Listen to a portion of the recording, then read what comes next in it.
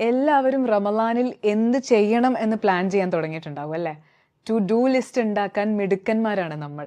ശരിക്കും അതിനേക്കാൾ പ്രധാനം എന്ത് ചെയ്യരുത്, ടു നോട്ട് ടു ഡു ലിസ്റ്റിനല്ലേ? പ്രവാചകൻ സല്ലല്ലാഹു അലൈഹി വസല്ലമ പറഞ്ഞല്ലോ, മല്ലം യദഅ ഖൗല സൂർ വൽ അമല ബിഹി ഫലൈസ ലില്ലാഹി ഹാജ ഫി അയ്യദഅ തആമഹു വശറാബഹു.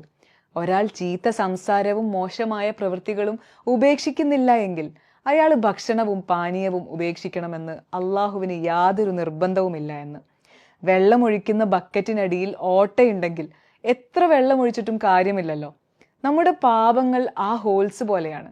നന്മകൾ നിറയ്ക്കുന്നതിനൊപ്പം തിന്മകൾ ഉപേക്ഷിക്കുക എന്നതിനു കൂടിയാണ് തഖ്വ എന്ന് പറയുന്നത്.